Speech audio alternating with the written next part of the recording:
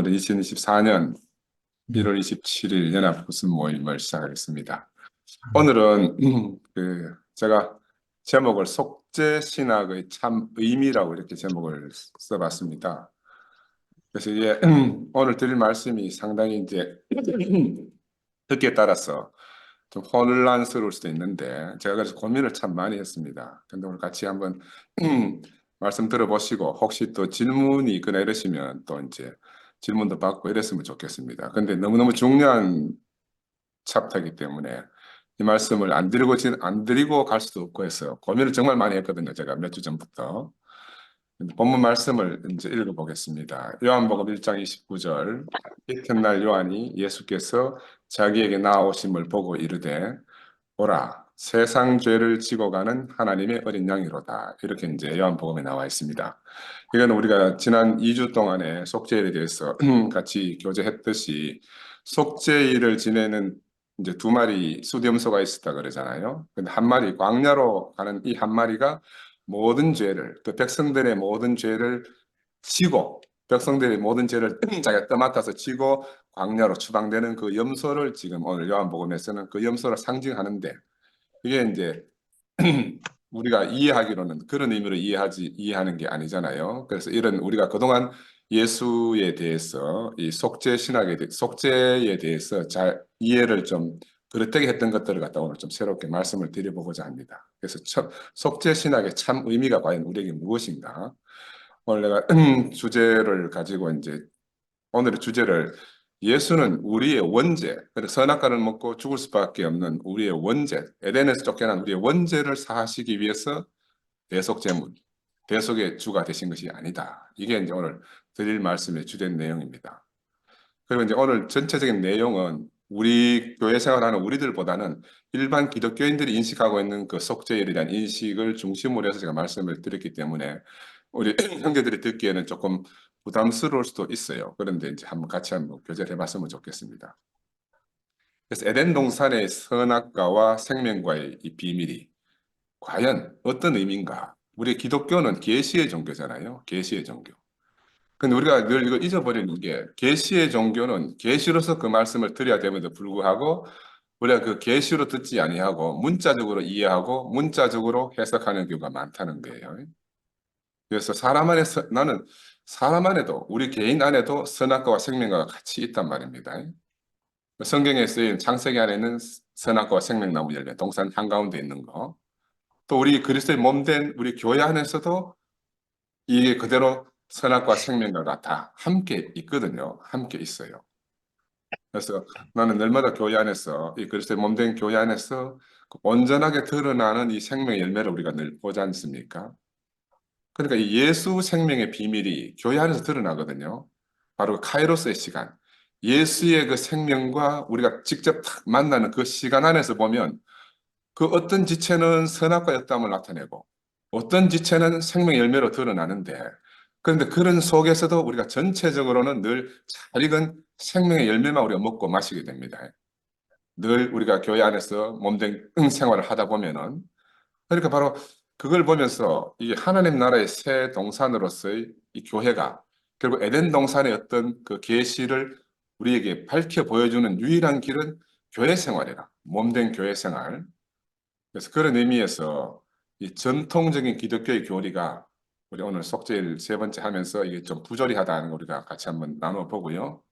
저는 그래서 간절한 마음이 드는 게 우리 형제들이 실족하지 않기를 바라면서 혹시 또 이해가 부족한 게 있으면 제가 처음에도 말씀드렸지만 질문을 하시면 제가 성실히 답변하는 그런 시간이 되었으면 하겠습니다. 그래서 이제 본론으로 들어가면 현대 기독교는 AD 4세기경 이 성 아우구스티누스 이분이 거의 다 만들었다고 해도 과언이 아닐 정도로 강력한 영향을 주신 분 아닙니까, 그지? 그래서 뭐라고 말했는가 하면 그 창세기에 선악과를 먹고 난 이 에덴은 쫓겨난 인간, 소위 요즘 소외된 인간이라고 쫓겨났다, 분리되었다, 소외되었다 하는 말인데 이 하나님으로부터 쫓겨난 소외된 인간이라는 인식을 기반으로 이 사람에 의해서 속죄 신학이 만들어졌다고 봅니다. 그래서 속죄 신학은 기독교 안에 속죄 신학은 사람이 원래 하나님이 지어주신 하나님 보시기에 심히 좋은 그 완전한 인간성으로부터 먹지 말라는 선악과를 먹고 타락했어.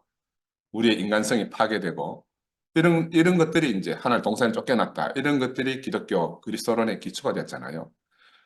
이런 관점에서 보면 사람은 끊임없이 하나님과 하나 되기 위해서 창조되었지만 우리의 불순종 때문에 하나님과 하나됨이 파괴되어졌다. 그러니까 원죄 자체 우리의 죄의식이다. 우리의 뿌리 깊숙하게 헤어나올 수 없는 이 죄의식이 있단 말입니다. 이런 것들이 이제 기독교에 초석이 되어 있다. 이게 현실이죠, 현실. 그래서 기독교는 이걸 어떻게 해석하고 있는가 하면 구원론을 통해 가지고 우리가 어떻게 하면 이 소외를 하나님과 분리된 이 소외를 갖다 극복하는가에 관한 종교가 바로 기독교 종교라 이렇게 말할 수 있고 그래서 예수 그리스도는 이 하나님과 인간의 새로운 완전한 연합을 이루기 위해서 하나님이 우리에게 보내신 구원자다. 이런 것들이 이제 기본적인 기독교 교리라고 말할 수 있어요. 그래서 이런 속죄 이런 의미로 속죄라는 것은 이런 의미로 기독교 안에서 오랫동안 사용되어져 왔는데 그래서 이제 이런 이야기를 이제 일반적인 사람들한테 하면 사람들이 딱 질문하는 게 있으면 제가 어릴 때부터 이런 질문 정말 많이 들었어요. 야, 하나님이 어떻게 선악과 그것 좀 따먹었다고 그 자기 아들 독생자를 갖다 십자가에 못 박아 죽인단 말이냐. 뭐 선악과 좀 따먹었는데 사람이 뭐 시키면 뭐 안 할 수도 있는 문제 아니에요. 부모가 뭐 이래 하라 해도 안 할 수 있는데 그게 무슨 큰 죄라고 독생자를 못 박아 죽일 수 있노? 이런 질문을 한단 말입니다. 그러니까 뭐 설명하면 또 다음에 야 하나님 완전하다고 하면서 전지전능하다고 하면서 왜 그러면 인간에게 자유의지를 줘가지고 아예 처음부터 못 따먹게 하지 왜 따먹도록 했노? 이런 또 질문을 하는 거라. 그 질문하는 데 대해서 답하기가 좀 궁색하잖아요. 그러면 또 자유의지가 뭐 어떻고 저떻고 설명한단 말입니다. 그럼 세 번째로 야 그거 하나님 불완전하다. 하나님 전지전능하고 완전한 분이 아니다. 하나님이 불완전하니까 이런 일이 생겼지. 이렇게 딱 하는 거라. 그러면 이게 일반적인 그냥 아주 기초적인 이야기지만 여기에 우리가 참 시원한 답을 못 하는 거예요. 우리 기독교인에서도. 나도 그랬어요. 시원한 답을 할 수가 없어. 왜? 방금 위에서 말씀드린 대로 뭐 선악과 먹고 동산을 쫓겨나고 이런 교리 안에서는 이 답을 할 수가 없어요. 답을 할 수가 없어. 근데 이제 우리가 첫 번째 날 제가 말씀드렸다시피 속죄 신앙 이건 어디서 왔는고 하면 그 대속죄일 염 키푸르라는 이스라엘 백성들의 구약에서 지켜오던 이염 키풀에서 가져왔는데 이 속죄일의 속죄와 그리스 전제 기독교 안에서 이루어진 이 속죄 신학은 그럼 어떻게 연결이 됐냐 그 구약에서 계속 지켜오던 이 대속죄일하고 이 기독교 예수의 이 죽음하고 어떻게 연결이 돼 가지고 지금 우리한테까지 전해졌는가 이게 제대로 연결되어 있는 게 맞나 우리는 그러면 그 진짜 속죄의 의미를 제대로 알고 있나 이런 것들을 우리가 같이 한번 나누어 봤으면 합니다. 그래서 제가 창세기 보면 아벨의 어린 양 희생제가 나오죠. 창세기 4장 4절에 보면은 이는 이제 아벨과 가인의 제사를 드리러 갔단 말입니다. 그들이 왜 제사를 드리러 갔는지는 모르지만 그 성경에 나온 최초의 희생제물이에요. 최초의 희생제물, 양을 드리러 갔으니까. 그 아벨의 죄를 대신 치르기 위한 그런 제물이라고 성경에 안 나와 있단 말이에요. 그냥 제물을 드리러 갔어요.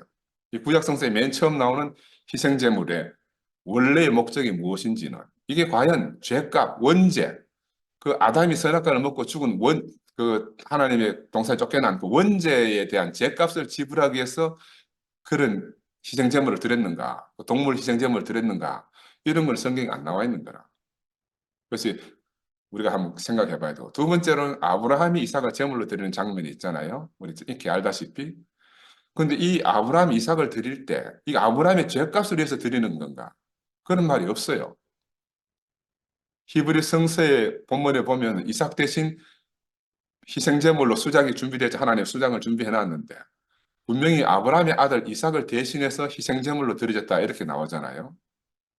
그러면 다시 보면 이제 아브라함에게 죽을 뻔했던 이삭을 대신해서 드려진 희생제물 이 수장인데 그러면 이 순양은 아브라함의 죄값을 대신 치르기 위해서 바쳐진 양이라고 볼 수 있잖아요. 아브라함의 죄값. 근데 성경에는 그게 아브라함의 원죄 때문에 그런 희생제물을 드린다는 그런 내용이 전혀 없어요. 전혀 없다고. 이런 그냥 희생제를 드리는 건 그 중동의 그 시대에 거의 대부분의 종교에서 자기들이 믿는 신에 대해서는 이런 제물을 드리는 거거든요. 근데 과연 이런 것들이 속죄일에 속죄하고 과연 예수의 죽음하고 우리가 알고 있는 대속의 주님하고 어떻게 구체적으로 관계되어 있는가? 이 애매모호한 거라. 그래서 오늘 그런 것들을 조금 깊이 한번 헤쳐봤으면 싶습니다. 헤쳐봤으면 싶어요. 죄인인 인간이 하나님의 진노를 풀고 하나님께 용서를 받으려는 목적에서 자신의 원죄를 대신할 동물을 잡아 그것을 희생제를 드렸다 하는 이게 대속의 주된 개념인데 이런 개념은 구약성서 어디에도 없다는 거라. 구약성서 어디에도. 원죄라는 말은 전혀 없다는 거예요. 그리고 또 이제 처음에 이제 대속죄 이거 드릴 때는 왜냐하면 모세가 산으로 올라갔을 때 얘들 방금 그 뭐고 금송아지 만들어가 우상 숭배하는 바람에 그래가 하나님이 속죄 막 다 죽이겠다 하니까는 막 모세가 사정사정해서 기도해가지고 용서해주는 대신에 속죄 제물을 드린 거잖아요. 그러니까 이 속죄 제물의 기원 자체도 선악과를 따먹은 원죄 때문에 드리는 게 아니라는 거라. 그럼 우리가 지금 뭔가 섞여서 혼돈하고 있는 거예요. 원죄 때문에 일어난 일이 아니다. 속죄 제물은. 인간의 원죄에 분노하시는 하나님의 어떤 그 인간을 벌하고자 하는 그 의지를 가라앉히기 위해 가지고 동물을 희생시키고 그 죄값을 대신 지불하는 보상으로 제사를 지는 이런 게 아니고 그 당시에 우상 숭배하는 것 때문에 하나님 진노 그 진노를 무마시키기 위해서 대속죄를 지키게 된 거죠. 그거는 한 해 동안 율법이나 규례에 어긋나는 삶을 산 결과로 하나님과 하나 되지 못한 그 인간 상태.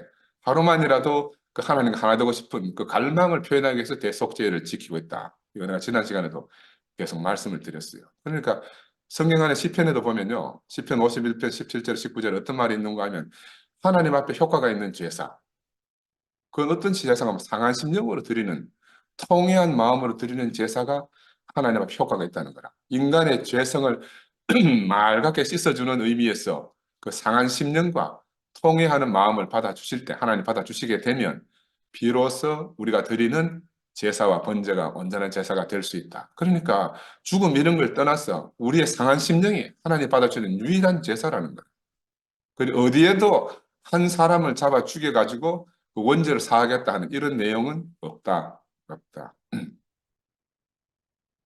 그래서 아까 처음 말씀드린 대로 이제 아우구스티누스가 중요합니다. 이 사람 아우구스티누스는 북아프리카 힙보의 대주교였는데 이 사람은 이제 그 히브리 성서, 구약 성서를 쭉 읽고 그 다음에 이제 복음서들을 읽고 나서 어떻게 생각했는가 하면 성서는 마치 하나님이 기록한 연속적인 책이다. 하나님이 직접 기록한 책이다. 이렇게 생각한 거라.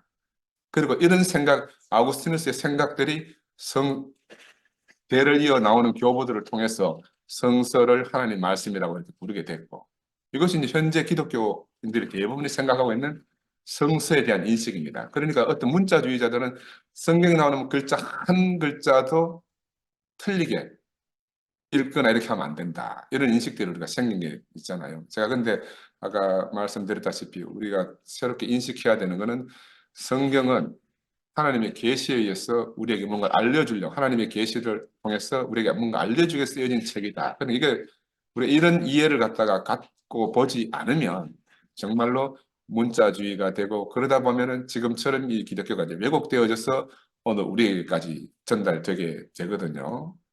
이제 살펴보면 이 당시에 북아프리카 주교라고 하면 대단히 학식자인데 왜 이 사람은 그렇게밖에 볼 수 없었는가 하면 이 사람 유대인들을 모르잖아요. 이미 그 복음을 전한 유대인들은 다 사라지고 이방인들로 인해서 교회가 다 차지해 버렸으니까 우리 최근에 200년 동안 우리 1800년도부터 최근 200년 동안 발견된 이런 성서 이야기의 다양한 부분들이 있지 않습니까? 역사 속에서 그 기록들도 많이 발견되었고요. 이런 것들 서로 연결되어진 이런 것들을 그때 사람들은 알 수가 없었거든요. 우리는 지금 이제 그 전해진 많은 기록들을 갖다가 서로 비교해보고 아 이건 이렇고 저건 저렇구나 비교 분석할 수 있는데 그때 당시 사람들은 파피루스가 그 많은 것도 아니고 또 파편적으로 이렇게 자기들이 습득한 것밖에 알 수가 없으니까 아마 그런 것들이 부족해서 이런 일을 초래하지 않았나 싶기도 하고 그래서 그 사람들의 잘못만 우리가 탓할 수는 없고 지금이라도 우리가 바르게 제대로 인식해야 된다. 그 창세기를 보면요. 원래 한 600년 이상, 최소한 한 600년 이상의 기간 동안 기록이 되어 있다고 그래요. 그거 자료가 한 4개 정도가 유대인 자료들을 통해서 구성되어졌다고 이렇게 알고 있어요. 예를 들어 가지고 이제 이 사람들 바벨론 포로 기간이 아주 중요해요. 6세기, 기원전 6세기 후반 바벨론 포로 기간 동안에 히브리 성서, 그들이 써왔던 모세부터 모세오경부터 쭉 써왔던 히브리 성서를 이 사람들은 극적으로 확장시켰는데, 왜 창세기를 확장시켰는가 하는 게 정말 중요한데, 그 성서를 확장시키는 이 사람들을 제사 문서를 기록하는 기자들이 따로 있었답니다. 그 사람들이 모여가지고 그런 기록들을 남긴 거예요. 그래서 그때 이 바벨론 포로 기간 동안에 무엇이 쓰여지는가 하면은 창세기 1장에서부터 2장 3절까지. 원래 창세기가 있는데 그 앞에 덧댔다는 거예요. 왜 덧댔는가? 왜 덧댔는가? 그 사람들은 하나님의 창조 행위 속에서 자기 민족을 보존하고 싶은데 그 바벨론 포로로 갔으니까 민족이 말살될 지경이잖아요. 그럼 이 민족 속에서 우리도 일제 36년 동안 지내면서 민족 동아작용 해가지고 일제하고 막 섞여서 살게 되고 민족이 말살될 그런 지경에 이르렀지 않습니까? 근데 마찬가지로 이스라엘도 바벨론 포로 때문에 이스라엘 민족이 말살될 지경에 이르렀거든. 어떻게 하면 우리 민족을 보존할까? 그럼 유일한 길은 저 사람도 우리를 분리해내야 되는데 어떻게 분리할 것인가? 그래서 바벨론 신화에 나오는 그 창세기, 창조 신화를 갖다가 가져와 가지고 그 안식일을 강조하기 위해서 창세기를 갖다가 앞에 덧방을 친 거라. 1장부터 2장 4절까지. 왜? 이 창세기를 통해서 안식일을 지키는 것이 유대 민족을 그들 압박하는 이 바벨론과도 분리하고 또 그 안식일을 지키는 것을 통해서 이제 그들의 민족의 자존심, 민족의 긍지, 하나님이 우리를 보호하고 이끄신다 하는 것들을 확실하게 구별해내기 위해 가지고 제사 문서 기자들이 시도한 어떤 종교 의식이라면 그걸 창세기 1장 앞에 또 붙여놓은 거예요. 근데 이제 나중에 4세기에 온 아우구스티누스는 그런 의미를 전혀 모르기 때문에 이제 이게 그냥 주 연달아 쓰여진 것이라고 이렇게 인식을 했고 그런 것들이 이제 교부들을 통해서 지금 가톨릭을 통해서 우리 기독교까지 이제 이렇게 넘어오게 된 거죠. 오늘 조금 길 수 있는데 그 창세기 1장 하나님 창조에 관해서 우리가 깊이 알다시피 이 창조는 하나님의 행위였고 그리고 하나님 보실 때 인간을 포함한 모든 피조물은 힘이 좋고 완벽했다는 거예요. 이게 이제 창세기 1장에 나오는 거잖아요. 그래서 하나님은 세상을 물로부터 창조했고 피조물 자체가 선한 것뿐만이 아니고 피조물을 만든 물질도 역시 선하다는 이런 사상이 창세기에 다 깔려 있는 거야. 그래서 이 드라마틱한 창조시, 이 창조 안에서 하나님은 자신이 만든 모든 것을 보고 좋아하셨다. 그리고 제일 중요한 건 좋아했다는 말 뒤에 무엇이 중요한가 하면 창조를 완성하신 다음 날 안식일을 하나님의 휴식을 위한 날로 선언한 거예요. 그러니까 이 창세기 1장에 있는 내용은 하나님의 안식을 말하기 위해서 앞에 쭉 창조가 나와 있는 거예요. 그래서 세상이 다 만들어지고 하나님 창조는 완성되었고 하나님이 심히 좋아했다. 그러니까 이 날을 안식일로 지킨다. 그래 안식일을 범하는 자는 누구든지 죽일지를 안 하는 말이 그래서 나오는 거야. 근데 두 번째 자료는 창세기 2장 4절 이후에 나오는 자료인데 이거는 이제 그걸로 보면 1장보다가 훨씬 먼저 기록되어 있다는 거예요. 얼마 정도? 기원전 10세기 중반쯤에 기록되어 있다고 알려진 게 통설입니다. 1장보다 한 400년 정도 앞서서 기록되어져 있다. 이게 대부분 성서학자들이 말하고 있는 거예요. 그리고 2장 이후에서는 다시 3장으로 넘어가면 악의 존재에 대해 설명하잖아요. 하나님과 하나 되기 위해서 원하는 우리 인간의 보편적인 어떤 열망이 나오고 그런 것들을 기록하기 위해서 창세기 3장 이후에 내용들이 쭉 기록되어져 있어요. 전체적인 의미는 뭐냐 하면은 우리 인간의 분리, 소외. 우리가 지금 현재 사람도 늘 느끼고 있잖아요. 우리가 군중 속에서 가족 속에서도 그렇고 어떤 그룹 속에서도 항상 인간은 분리되어 있다, 소외되었다 이런 의식이 다 있다시피 그 시대 사람들도 똑같은 거라. 이런 것들을 극복하기 위해서 이 극복할 수 있는 열망의 목표를 갖다 속죄라고 부르고 이 속죄는 하나님과 하나 되어서 풀 수 있다. 이런 사상들이 이제 창세기에 깊이 깔려 있는 사상이다. 이렇게 볼 수가 있습니다. 불행하게 아구스티누스가 1장이 하나님의 정확한 말씀을 담고 있는 책의 첫 장이다. 이렇게 인식을 했고 2장은 그 1장에 이은 두 번째 장이다 생각하고 그 2장을 갖다 1장의 속편으로 생각한 게 이게 패착이에요. 3장에서는 이제 전적으로 첫 창조의 완전함과 선함으로부터 인간이 타락했다. 그래서 이런 이제 기독교의 인식이 이런 이해가 중심이 되어가지고 지금까지 이렇게 내려왔어요. 근데 제가 이제 참조하고 있는 스폰 교수, 성공의 주교 이분이 이제 자기가 하도 궁금해가 이게 진짜인가 싶어서 영국으로 건너가고 이스라엘을 건너가서 유대인들의 많은 성서학자들 만나봤대요. 이 사람이 뭐라고 말하나? 실제로 만나보니까 유대인 성서학자들 중에서 어느 누구도 우리가 지금 인지하는 이런 원죄라는 개념으로 창세기를 본 사람이 거의 없다는 거라. 거의 없다는 거예요. 에덴 동산 이야기가 우리처럼 원죄설에 뭐 선악과 먹고 쫓겨나가지고 막 원죄라는 막늘 대통해하는 이런 이야기는 전혀 모른다는 거예요. 전혀 모른다. 그래서 이 사람들은 어떻게 그 창세기를 보는가? 우리가 지금 일반적인 기독교인 말고 일반인들이 생각하는 그런 생각으로 보고 있대요. 왜? 어떻게? 이건 죄가 세상에 들어온 이야기가 아니라는 거예요. 이건 그냥 인간이 성장하면서 자의식이 생겨가지고 자의식이 생기는 과정 중에 있는 거다. 선악과라는 것이. 왜냐하면 사람이 자의식이 생기면 자기 가능성이 생기잖아요. 내가 이것도 할 수 있고 저것도 할 수 있고 자기 가능성이 세계 안에 있는 거라. 그지? 이런 것들은 아이들이 성장하면서 자연스럽게 나타나는 현상이기 때문에 이거는 전혀 죄악과 상관이 없다. 원죄와 상관이 없다. 누구 하나님 아들을 뭐 십자가에 달 그런 정도의 문제가 아니라는 거야. 나는 이거 이름 읽으면서 저 참 궁금한 게 왜 유대인은 예수를 안 받아들일까? 나 이거 참 궁금했거든요. 우리는 예수가 절대적으로 필요하잖아요. 왜 필요합니까? 우리의 원죄를 해결해 줄 분이기 때문에. 십자가에 못 박혀 죽어야 돼. 그래야 우리 원죄가 해결되니까. 근데 유대인들은 원죄 개념이 없어요. 그래 예수가 죽을 이유가 없는 거라. 예수가 죽을 이유가 없으니까 예수가 필요하지도 않은 거라, 이 사람들. 그래서 우리가 이런 대속제물에 대한 어떤 개념을 갖다가 한번 새롭게 정리해 볼 필요가 있다. 그래서 이 창세기 읽는 유대인들의 사고는 어떤 사고냐 하면은 이 자식의 능력을 얻는 것은 인간의 본성이라는 거야. 타락이라는 거야. 타락이 아니다는 거예요. 여러분, 우리 안에 지금도 있잖아요. 우리가 하나님 말씀을 듣고 하지만 내 안에 선악도 있고 생명도 있어요. 내가 선악이 있다고 해서 죽어야 되는가? 그럼 우리 죽어야지 살아남은 사람이 어디에 있어요? 아무도 없거든. 이제 정말 우리가 기존에 가지고 있던 관념이라든지 고정관념을 내려놓고 생각해보면 너무너무 타당한 말입니다.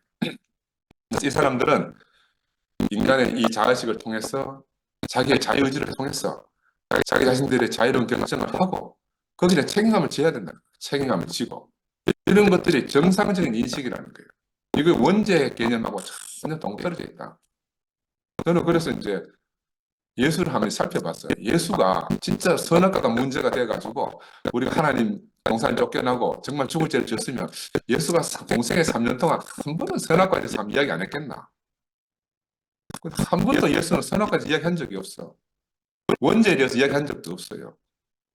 이 원죄나 선악과 이런 거는요, 바울 통해서 나중에 아우구스티누스 통해 가지고 기독교 안에 정착된 그 실제지만 예수는 한 번도 그런 문제를 언급한 적이 없는 거라. 한번 새롭게 우리가 살펴봐야 될 게 있다. 그래 사람들 만나면 야, 그럼 하나님이 선악과를 왜 동산 안에 뒀노? 동산 바깥에 두지. 그럼 할 말 없는 거라. 그리고 우리 교회에서는 뭐라 해요? 천사의 양식이다. 이 국려지책의 답이잖아요. 선악과는 천사의 양식이다. 일하는 사람의 양식이다. 그 답이 안 되거든. 우리 안에도 다 있는데. 우리 안에 천사가 있단 말인가? 우리가 그러면 선악과를 먹으면 천사인가? 이 국려지책이라는 거예요. 왜냐하면 사실대로 보지 못하기 때문에. 한번 저 위에서 왜곡이 되면 끊임없이 왜곡되어져 가지고 왜곡된 것이 나중에는 막 걷잡을 수 없이 커지게 되는 거예요. 그래서 자유의지 이런 말도 참 많은 질문을 받잖아요. 자의식. 노예는 이런 자의식이 없고 이런 자유가 없잖아요. 그냥 아니지 생각 없이 복종하는 게 노예입니다. 사실은 기독교는요, 모든 사람을 이런 노예로 만든 거예요. 노예로. 원죄를 덮어 씌워가지고 자기 스스로 판단할 수 있는 기능 자체를 없애버린 거예요. 이게 너무너무 안타깝다고 생각이 들어요. 우리가 다 기존 그 종교 안에서 이렇게 죄의식의 노예처럼 살다가 야, 이건 아닌데, 뭔가 답은 모르지만 이건 아닌데 하다가 어떻게 흘러서 대구교회까지 온 거라. 각자가 온 사정은 다 달라요. 우리 사실은 노예처럼 살기 싫어서 온 거라. 노예처럼 살기 싫어가지고.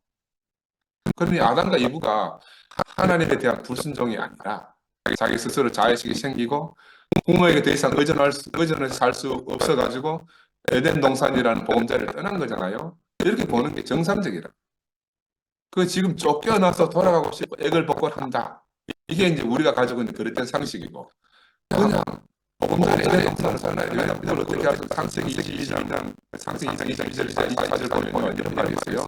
잘 아시죠? 여호와 하나님이 아담에게 취하신 그 갈대를 여자를 드시고 그를 아담에게 이루었으니 아담이 이르되 이는 내 중에 떼어 살리라. 이것을 남자에게 취하였을 때그 여자라 부르리라 하니라. 이러므로 남자가 부모를 떠나 그의 아내와 하여 그 몸을 이루다. 이게 창세기 있는 말씀이거든요. 하나님이 아담을 하와를 지었어. 근데 아담과 하와의 부모는 어디? 아담이 하와와 하나 되는데 왜 부모를 떠난다는 말이 여기에 나오는가? 그럼 이걸 자세히 보면 생각을 해볼 수 있는 거라. 이 말이 아담을 두고 한 말이겠나? 아니면 BC 5세기, 6세기 바벨론 포로 기간에 이 제사문서 기자들이 그 시대의 유대인들을 보고 이걸 기록했겠는가? 우리가 충분히 새로운 시각으로 쳐다볼 수 있는 거라.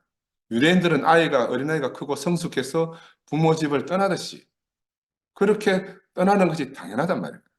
이걸 기록해 놓은 계시 문서가 아니겠나. 저는 그런 생각이 깊이 들어요. 그래서 죄로 인한 징벌로 동산에서 쫓겨난 것이 아니고 성숙을 위한 걸음을 내디딘 것으로 본다는 거죠. 대부분 유대인들은 그렇게 보고 있다는 거예요. 우리 기독교인만 원죄로 말미암아 쫓겨나고 그걸 대신해서 예수가 죽었다. 이게 우리가 보는 관점이고. 야, 그래서 참 답답긴 답답한데 이 기원 후 4세기 말 이제 기독교 로마적인 합법적인 종교가 됐고 그리스어를 사용한 이방인들이 다 기독교 안에 들어왔잖아요. 그러니까 더 이상 계시 종교, 이 계시적인 하나님 말씀을 기록하거나 할 사람들이 다 사라져 버렸어요. 왜냐하면 히브리어를 쓰는 이 유대민족들은 신화 제작자라 말해도 과언이 아니에요. 신화라는 건 뭐냐 하면은 우리가 지금 가진 언어를 가지고 내용을 나타낼 수 없을 때 어쩔 수 없이 신화적인 요소를 빌려와서 표현하거든요. 은유적으로 표현하기도 하고 근데 이제 그런 개념이 전혀 없이 그리스 사람들은 그냥 언어를 있는 그대로 믿어버리니까 신화적 기록 의미는 다 사라져버리고 그죠? 거의 그리스인들 자신들의 문자적인 방법으로 이것들 해석해낼 수밖에 없었다. 이게 이제 오해된 거죠. 왜냐하면 그리스인들은 그때부터 이혼는 사상이 딱 잡혀 있으니까 성과학, 하나님과 세상, 몸과 영혼, 뭐 육체와 정신 다 분리해 버렸잖아요. 우리 지금도 우리에게 그렇게 이야기하잖아요. 육체와 정신, 우리 내부에서 이혼론적인 바울도 그런 고백을 하잖아요. 내 몸이 원하는 거와 내 마음이 원하는 게 항상 갈등을 일으킨다. 이건 다 바울도 어쩔 수 없이 이혼론 사상에 젖어 있는 사람이었다. 이런 것들이 우리가 이해하는 전통적인 그리스도의 인식의 모태가 되어서 우리가 선악과를 먹고 원죄를 범한 인간은 더 이상 완전한 인간으로 회복이 불가능하다. 정령 죽게 되었다. 이게 이제 우리 머릿속에 덤태기 씌어진 깊은 인식이라는 거예요. 우리는 이걸 어떻게 벗어날 방법이 없어요. 그런데 이제 그러다가 운이 좋게 대구교회로 왔잖아요. 그래서 이제 열리 목사님이 선악과는 하나다 해가 선과 악이 분리된 게 아니고 선악과 하나는 알았어. 하나는 알았는데 문제는 선악과하고 생명과 또 나눠지네. 선악과와 생리가 또 나누잖아. 어차피 이 없는 사상에서 벗어날 수가 없는 거야. 그래서 저는 우리가 탈출을 완벽하게 한 게 아니고 반만 탈출했다. 한쪽 다리는 벗어났는데 한쪽 다리는 이 없는 사상에 딱 잡혀있다. 그래서 오늘 이 시간을 통해서 완전하게 탈출하기를 바랍니다. 완전한 탈출. 이 자기 중심적 선악의 세계에서 생명의 세계를 옮겨가는 것은 이 이원론적으로 나누어진 분리되어진 세계라기보다는 우리 안에 성장 과정 중에 있는 당연한 거쳐야 될 통과 과정이다 이렇게 생각해야 돼요. 이게 분리가 아니라 하나라 하나. 어? 자기 중심적 세계관에 자기 중심적 생명에서 하나님 중심, 타인 중심의 세계로 옮겨가는 건 우리 성장하면 다 그렇게 되거든요. 성장하면 다 그렇게 된다. 그래서 더 이상 우리가 이런 기독교적인 죄의식 이걸 가지고 더 이상 우리가 이해하고 살고 있는 이 현대 세계의 사람들, 우리 함께 살고 있는 바깥 사람들에게 이 말을 가지고 어떻게 복음을 전할 수 있겠습니까? 그러니까 기독교가 죽어가는 거라. 이미 유럽에서는 다 죽었고, 그죠? 미국도 문화적으로 다 바뀌어 버렸고, 지금 이제 기독교가 판치는 건 대한민국도 지금 서서히 죽어가고 있고, 이거 지금 갈 데가 없어 3세계로 가잖아요. 3세계로. 거기는 아직 흥한다 하더라고. 왜? 인간의 의식이 깨어나면 다 이게 진실이 아니라고 다 드러나는 거라. 기독교가 지금 식물인간처럼 됐다. 식물인간처럼 됐다.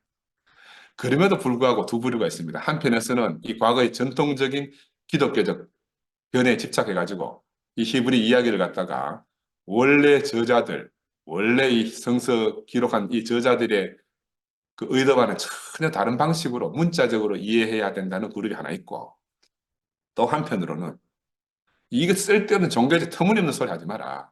무슨 그런 이야기가 있노? 우리가 왜 죽어야 된단 말이냐? 하고 뭐 완전히 개무시하는 이런 두 부류가 있는 거예요. 우리는 이쪽도 아니고 저쪽도 아니에요. 우리는 제3의 부류지, 제3의 부류. 그래, 이런 첨예한 갈등 속에서는 기독교의 미래가 없는 거라. 그런 세계 속에서 우리가 불려서 지금 대국교 안으로 온 겁니다. 하나님 우리를 몽탕 옮겨놓은 거예요. 옮겨놨어.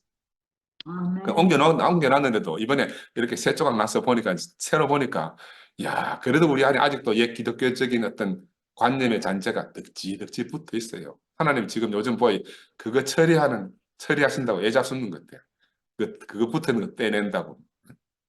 그래서 우리는 오늘 이 시간을 통해서 우리의 예수 인식이 정말 새로워지고 또 새로워지는 그런 시간이 되기를 간절히 원합니다. 그래서 이제 바깥에 나가면요, 사람들이 묻습니다. 당신은 진화가 사실이라고 믿습니까? 이 기독교인들이 들을 때 제일 하여튼 막 안 들었으면 하는 질문이라, 당신은 진화가 사실이라고 믿습니까? 우리 헬레 목사님은 막 그 말 듣기 너무너무 싫어하잖아요. 야, 네가 침팬지 뭐 원숭이가 네 조상이면 좋겠냐? 이거 듣기 싫다 이 말이거든요. 진실을 목도하기 싫다 이 말이라. 여러분 그런 질문 안 받아봤습니까? 받으면 어떻게 답해요? 제가 오늘 답을 가르쳐 드릴까요? 이 기독교인들이 대답하기 정말 난감한 질문. 우리도 마찬가지인데. 근데 진화는 신앙처럼 믿음의 대상이 아니에요. 진화는 사실이라 그냥. 진화는 사실이고 하나님은 믿음의 대상이라. 이걸 구분을 못하는 거라 사람들이. 구분을 못해요. 나는 그래서 누가 내게 물으면, 야, 하나님은 내 믿음의 대상이다. 진화는 사실이니까 이론이 아니다. 그럼 밝혀진 사실이다. 그 갈릴레이가 뭐 지동설 카더라도 뭐 고집 피운다고 해서 뭐 지동설이 천동설이 됩니까? 안 되듯이 사실은 사실인 걸 인정해야 되는데, 우리가 2000년 동안 기독교의 관념론에 사로잡혀가지고 계속 부정하는 거라. 알도 모르면서 계속 뭐 이론이다 하고 부정하는 거라. 그 부정하는 사람 부정할 수밖에 없고, 우리들이라도 우리가 똑바로 알고 가야 된다. 그래서 좋든 싫든 21세기는 모든 것이 변합니다. 모든 것이 변해요. 우리가 아무리 불변의 진리라고 막 주장하더라도 계속 고집할 수는 없어요. 시간이 지나면 다 밝혀지기 때문에. 그래서 이런 양극단적 상황 속에서 제가 드리고 싶은 말씀은 뭐냐면, 이 속죄 개념에 대한 이 커다란 오해로 인해서 현대 기독교가 다 죽어가고 있다. 죽어가고 있어요, 실제로 보면요. 그래서 예수가 내 대신 죽었다. 이거 대부분 사람들 인정 못 해요. 왜 내 대신 죽냐? 내가 뭐 누구 살인을 했냐? 어? 내가 도둑질을 했냐? 왜 내 대신 죽어야 된단 말이야? 야, 네가 옛날에 창세기 보니까 선악과 따먹고 네가 하나님이 따먹지 말라 했는데 그것 때문에 죽게 됐다 하면 누가 믿겠습니까? 어? 그 상식적으로 생각해보다 못 믿는 거다. 설사 좀 잘못이 있더라도 누가 내 대신 죽을 정도는 아니다. 근데 이 교부 신학의 대부 아우구스티누스가 오해의 뿌리를 둔 이 교부들이 이 오해를 갖다가 계속 문자적으로 이해해가지고 사도신경 같은 거 만들었잖아요. 사도신경처럼. 야, 그 신조, 그리스도의 신조와 도그마 이런 걸 만들어낸 거라. 우리는 그 도그마가 진짜인 줄 알고 요즘 사도신경 외워도 안 하지만 그 진짜인 줄 알고 막 얼마나 외우고 막 심취했습니까? 그래서 이런 이제 그 잘못된 그릇된 관념 속에서 이 대리적 속죄 개념이 태동하게 되어졌기 때문에 지금도 뭐 여기에 대해서 뭐 갑론을박이 심하다 그래요. 갑론을박이 심하다고 하는데, 이 교보 신학이 이렇게 발전해 오는 동안에 우리 인간의 타락을 어떻게 보느냐? 기독교가 아는 그런 의미로 변질되어 버린 거예요. 그러니까 우리 죄를 속죄해 주시기 위해서 예수가 오셔야 되고, 이 예수가 십자가에 못 박혀 죽으셔야 되고, 부활하고 사셔야 된다는 이런 시나리오가 다 만들어진 거예요.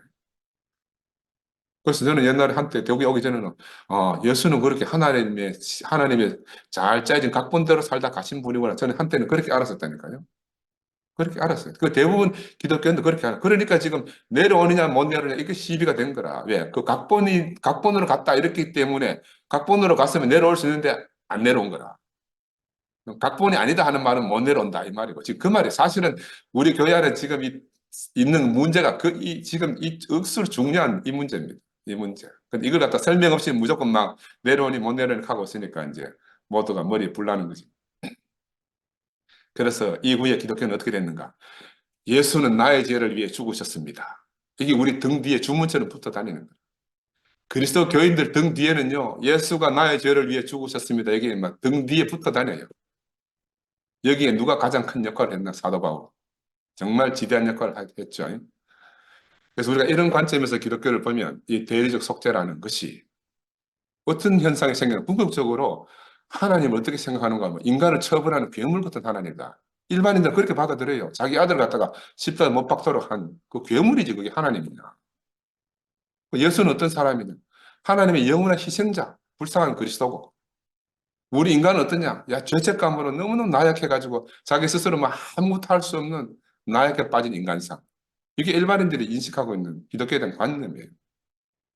이게 이제 2000년 동안 종교적 유산으로 우리에게 물려준 거라. 이 실상이다, 실상. 그래서 이런 의미에서 우리는 예수가 대속의 주가 아니고 구속의 주다. 그런 말씀을 새롭게 새겨봐야 됩니다. 아멘. 이건 뭐 신모티가 주장하는 겁니다. 대속의 주가 아니고 구속의 주다. 근데 뭐 맞는 건 맞다 해줘야 되고 틀린 건 틀리다 해줘야 되잖아요. 그지?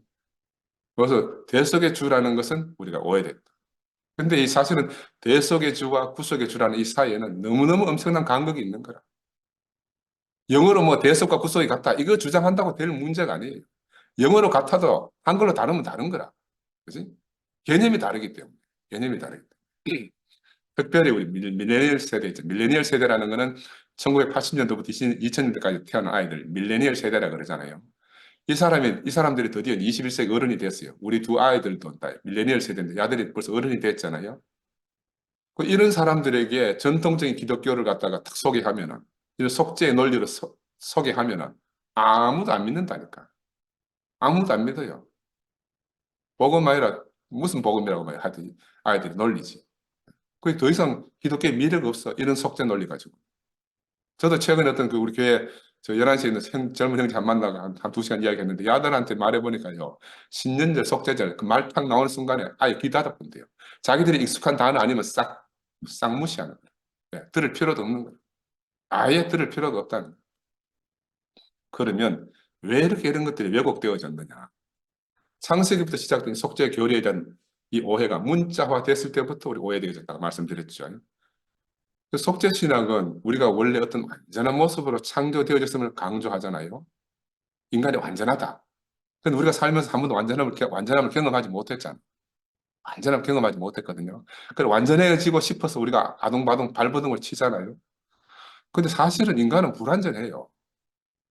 불완전해. 내가 옛날에 말씀드렸는데 우리 인간은 원시 단세포, 원형세포에서 진화해가지고 뭐 진핵세포가 되고 거기서 다세포가 되고 그 복잡성을 가지는 지금 현대 우리 많은 동식물이 만들어지고 마지막에 사람이 된 거라. 이제 이렇게 원시 원형세포에서 사람이 되는데 수십억 년이 걸린 거죠. 수십억 년. 이거는 이미 드러난 사실이거든요. 근데 이게 우리 완전하게 지어진 게 아니고 완전을 향해서 지금 지어져 가고 있는 중이라. 성장하면서 완전을 향해 간다니까요. 성숙을 향해서 가고. 이게 진실이라.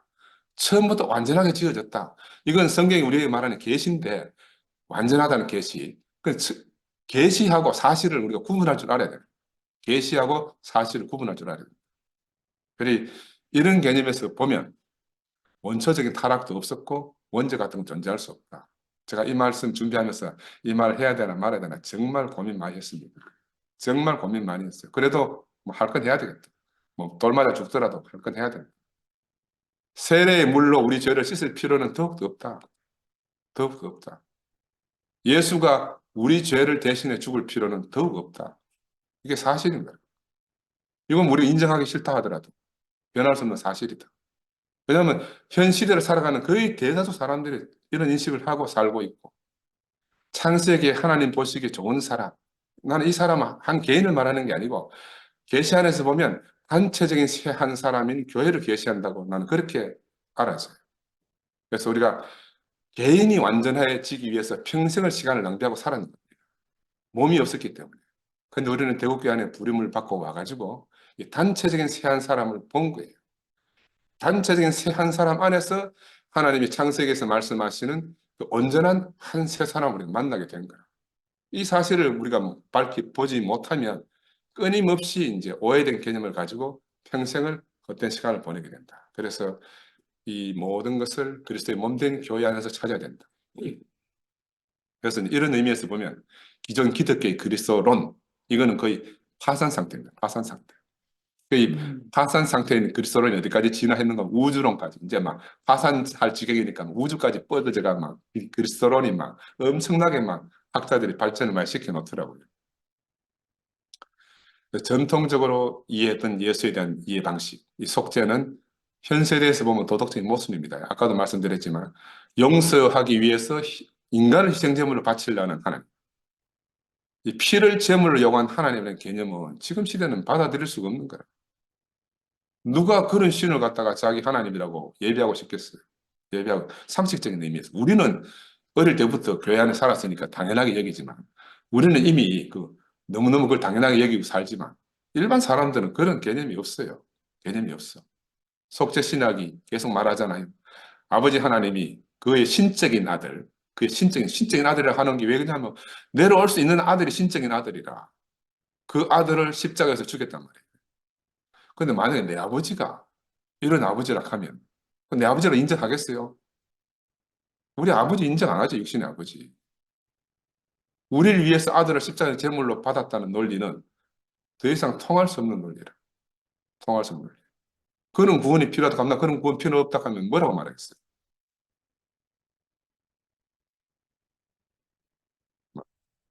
말씀 듣고 형제 자매님들이 뭐 어떻게 생각할지 모르지만 제가 오늘 할 건 다 마쳐야 돼요. 이 속죄 신학이 기독교인의 삶에 미친 영향을 보면요. 죄로 인한 이 부정적인 감정, 죄의식 있잖아요. 이게 기독교 왕국의 근원적 화폐가 됐다. 그 기독교 왕국은 이 원죄가 없으면 경제가 안 돌아가. 원죄가 기독교 왕국의 근원적 화폐가 됐어. 원죄가 없으면 이 경제 생활이 안 되는 거라.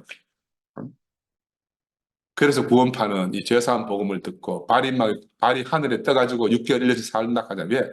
얼마나 깊이 원죄 사상 때문에 인간이 거기 억눌려 사는가, 기독교인들이. 그죠?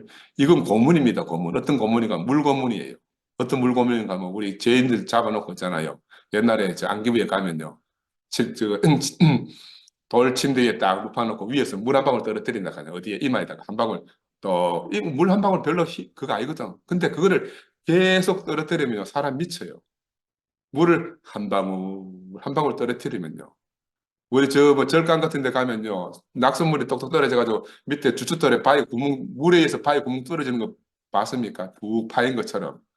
근데 기독교 원죄, 우리가 기독교에서 생각하는 원죄라는 게요. 바로 이런 물고문과 비슷한 거예요.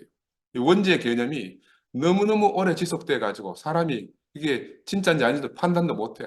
그렇지만 그 원죄가 우리 인간성을 완전히 파괴해버려요. 인간은 부패하고 타락했고 쓸모없다. 이 사상을 갖다가 너무너무 깊이 우리에게 주입시켜 놓은 거예요. 이 파괴력이라는 거는 감당할 수 없이 커요. 근데 아무도 이런 사실을 깨닫지 못하는 거예요. 그래 내가 어릴 때 친구들한테 놀림받은 게 야, 기독교는 병 주고 약 준다. 교회 가서 따라갔더니 네 죄인이다 하고. 좀 있으면 예수가 내 대신에 죽었다 하고. 네 죄 없다 하고. 그럼 코미디도 아니고 이런 소리를 듣게 되는 거예요. 그래 이제 우리 저 유명한 영화 감독님이 미란 같은 영화를 만들었잖아요. 그래서 기독교를 조롱하는 거라. 하나님이 뭐 용서해 주니까 네가 용서 안 해도 된다. 이런 희한한 종교가 나오게 되는 거예요. 이게 이제 어르고 달래고 병 주고 약 주고 하는 이런 참 웃긴 코미디가 일어나는 거예요. 우리 찬송가 많이 불렀잖아요. 우리를 죄 많고 사악한 사람들을 묘사하는 찬송가. 지금도 많이 있죠. 죄진 많다 우리 굳이 뭐 이런 노래도 있고 뭐 선홍같이 붉은 죄 뭐 눈빛같이 희게 되겠네 막. 이거 그냥 부르면서 우리가 그 노래에 우리가 세뇌되고 세뇌돼 가지고요. 우리는 이게 뭔지도 모르고 그냥 감염돼 버리는 거예요. 오염돼 버리고. 그래서 기본적인 기독교의 특징은 인간의 삶을 악한 것으로 본다. 우리 삶의 정의를 갖다 타락이라고 본다. 이 타락을 이미 시작을 타락이라고 전제하는 거예요. 인간의 존엄성은 찾을 수가 없어요. 하나님이 심히 좋다는 그 사람은 어디서 찾을 수가 없는 거라. 성경에 있다 했는데, 창세기에 그렇게 있다 했는데, 우리가 평생을 살면서 찾아도 찾을 수가 없는 거라, 그 사람은. 예수 안에 있다 했는데, 내가 예수 안에 가더라도 그 사람 과연 만날 수 있겠냐. 우리 안에 선악을 알게 하는 나무 열매도 있고, 생명을 알게 하는 생명나무도 있단 말입니다. 이것이 과연 뭘 의미하는가? 우리가 다시 한번 고민해 봐야 됩니다. 고민해 봐야 됩니다. 그래서 여기서 헤어나올 수 없으니까 우리가 어떻게 해요? 끊임없이 하나님의 자비를 구하잖아요. 자비로우신 하나님, 자비로우신 하나님. 이게 이제 이거 한 방에 해결하려고 신모티가 나왔어요. 이거 한 방에 해결하려고. 신모티 나온 배경이 이겁니다. 이 정말 끊임없이 자비를 구하는 아들이 하나님 앞에 있으면 아버지가 보면 막 그냥 망치 쓰면 망치 한 방 안 때리겠습니까? 야 이놈아, 그만 자비 그만 구해라. 응?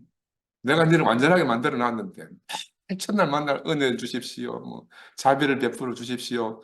이러고 있으면 아버지라도 성 안 나겠어요.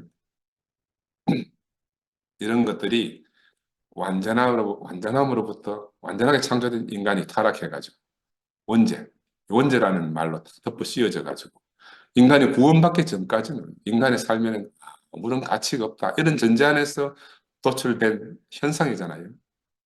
근데 우리가 요한복음을 보면 예수가 온 목적이 우리에게 생명을 더 풍성하게 주기 위해서 왔다고 하는데 요한복음의 기록이 정말 옳다 그러면 우리가 이 기독교 전통 안에서 말하는 이런 결과들을 성취할 수 있겠냐? 타락한 인간이 원죄고 헤어나올 수 없는 이런 인생이 생명을 더욱 풍성하게 양으로 생명을 얻게 하고 더욱 풍성하게 얻게 한다는 이런 걸 우리가 언제 성취할 수 있겠냐? 돌아서면 내가 오늘 풍성하다 하더라도 돌아서면 우리는 또 그 죄의식에 빠지게 됩니다. 그래서 속죄신학이 우리의 죄가 예수의 죽음의 원인이다 하는 거대한 죄책감 속에 우리를 다 가두었어요. 이게 바로 다른 말로 말하면 미개한 신학이라. 미개한 신학. 우리 모두를 갖다가 노예로 만들어버린 신학입니다. 그래서 오랫동안 예수가 속죄일의 희생양으로 여기지고 그동안 우리가 쭉 살펴보다시피 그동안 이전에 살펴보다시피 이 속죄일의 양은 완전을 향한 인간의 염원이지 하나님이 네 원죄를 해결해 주겠다고 그렇게 만들어 놓은 날이 아니라는 거예요. 원죄로 인해 죽임을 당해야 되는 그런 희생제물로서 예수가 아니라는 거예요. 원죄라는 말은 나는 그거 찾아봐도 없어.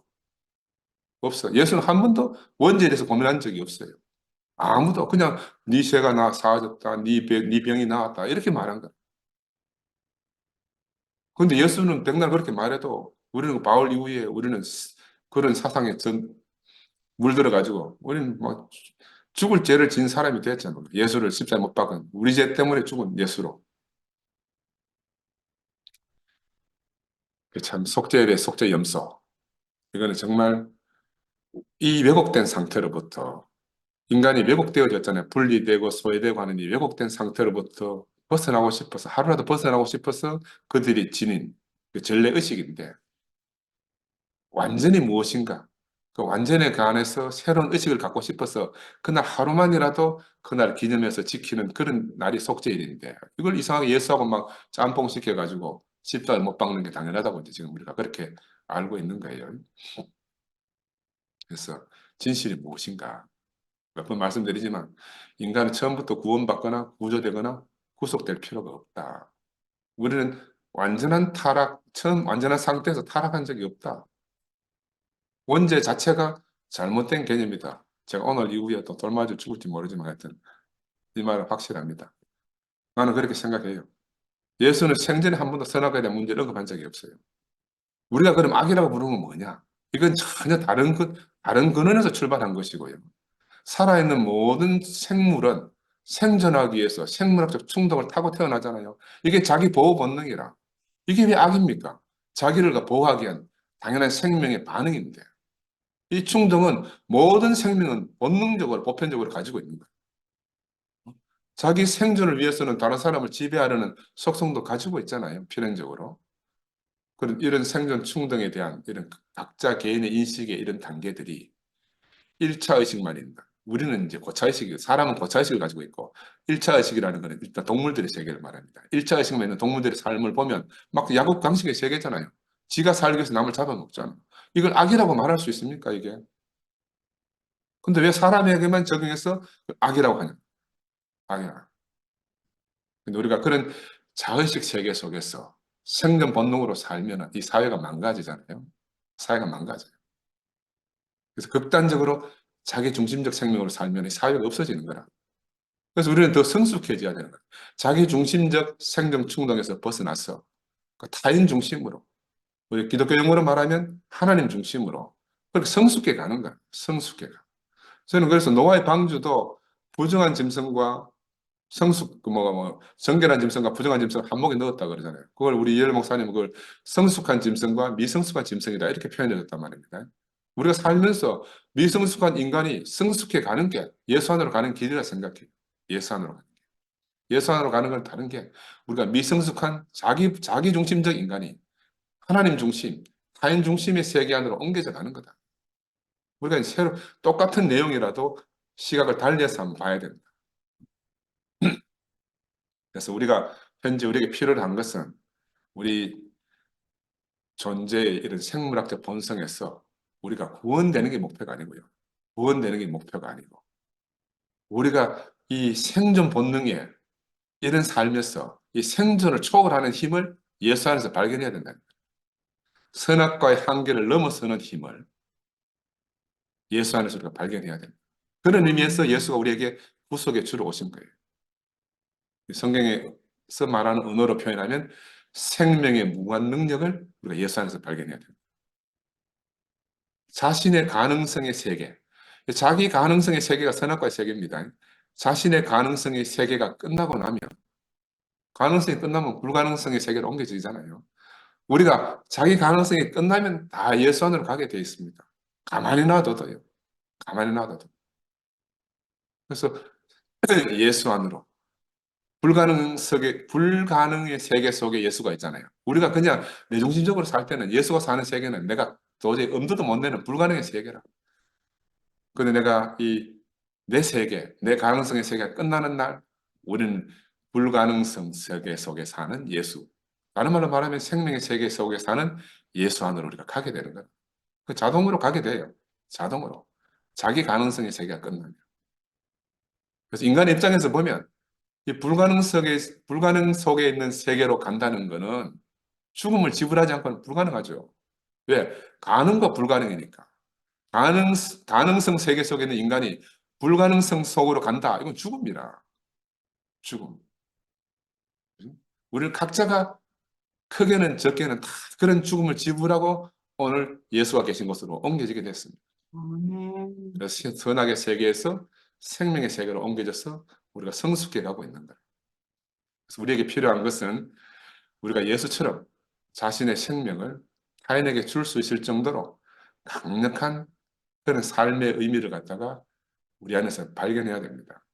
저는 이번에 이제 지난주 목요일 보면서도 그런 생각이 들었어요. 우리는, 여러분도 그렇고 저도 그렇지만, 우리는 항상 사람을 어떻게 봅니까? 행동을 통해서 그 사람 판단해요. 가능성의 세계 안에서는 그 사람을 행동으로밖에 판단할 수가 없어요. 근데 불가능성의 세계로 옮겨지면요. 행동은 전혀 문제가 안 돼요. 그 행동하는 것들은 다 가능성의 세계 속에 있는 문제라. 예수 안으로 가면 그런 건 다 문제가 안 돼요. 저 사람하고 나하고 전혀 다르다고 생각할 여지가 하나도 없어져요. 근데 우리는 이 가능성의 세계 안에서는 야, 저 인간 왜 저러나 이러거든요. 저 인간 왜 저러냐. 어? 아, 그만했으면 됐지. 왜 또 저러냐. 이런 생각을 다 가지게 되는 거라. 우리가 예수 안으로 가지 않으면 다 바로 그런 게서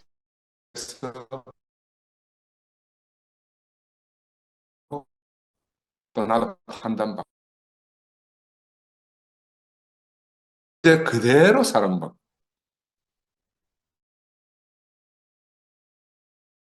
있는 그대로 사랑하고 그런 놀라운 세계가 우리 앞에 펼쳐진 거예요. 우리 그런 세계를 정말 꿈꾸잖아요. 꿈꾸려면 어떻게 해야 되나? 이런 그릇된 세계적인 이런 관념에서 벗어나야 돼요. 벗어나야 돼요. 그래서 우리가 가지고 있는 자기 보호 본능의 세계. 요가 다른데 참을 수 있는 만큼 참는데 요 경계선 침범하면 나는 절대로 못 참는 경계선이라. 근데 예수는 그 경계선을 훌쩍 뛰어넘어가 버렸어. 생존 본능을 초월해서 가버렸단 말입니다. 그게 바로 생명의 세계 안으로 넘어가 버린 거예요. 그래서 우리가 자기 스스로 안에서 자기 가능성이 끝나면 우리 2PM의 가능성이 끝나면 하나님 예비하신 그 놀라운 세계가 우리 안에서 펼쳐질 것이다. 이게 제 소망이. 그래서 우리는 예수 안에서 새롭게 불가능성의 세계 속으로 갔는데 모든 가능성이 열려진 세계가 펼쳐지는 게, 야, 이 신기하잖아요. 우리가 머리로는 이해가 안 돼. 머리로는 이해가 안 돼. 우리가 한 번도 본 적도 없고 들은 적도 없고 생각한 적도 없는 세계이기 때문에. 근데 분명히 우리는 그런 세계를 지향하고 부름을 받고 왔어요. 그래서 이 세계에 왔기 때문에 우리는 옛 세계 어떤 고정관념을 다 버려야 됩니다. 그래서 더 이상 이 속죄 신학은요, 생명의 통로가 될 수가 없어요. 속죄 신학은. 우리가 사랑 안에서 타인에게 우리 자신을 내어줄 수 있는 그런 예수 생명의 무한 능력이 바로 생명의 통로가 되는 거예요. 그런 의미에서 보면요. 우리는 어느 누구도 탓할 수가 없어요. 누구를 뭐 되니 안 되니 탓하는 것 자체가 이 생명의 통로 바깥이라. 생명의 통로 바깥이에요. 아무도 탓할 수가 없어요. 나는 옛날에 이열리 목사님이 우리가 피조물이다. 피조물이다. 이 말씀 정말 많이 하셨거든요. 그 피조물의 진짜 의미는 바로 이런 말입니다. 아무도 우리가 탓할 수가 없다. 그래서 예수 생명의 의미를 우리의 삶 안에서 우리가 살아내면서 성취한다. 이건 어떤 거 하면 누군가를 이기는 게 아니에요. 내가 아무리 올바른 결정을 내가 막 올바른 결정이라고 할지라도 바로 그 내가 내린 올바른 결정, 그 결정을 내려놓을 수 있는 결정, 그게 바로 예수 생명의 통로랍니다. 내가 내린 올바른 결정, 누가 봐도 올바른 결정이지만 그 올바른 결정을 내려놓을 수 있는 자유의지에 의해서 결정할 수 있는 그 결정을 통해서 우리가 생명의 세계로 가는 거예요. 그러니까 우리가 야, 나는 그냥 막연하게 패배적이고 이런 개념에서 탈피해야 됩니다. 탈피해야 돼요. 인간은 안 돼, 뭐 안 돼, 막 이런 거 있잖아. 하여튼 우리를 억제하고 막 틀어지고 하여튼 무기를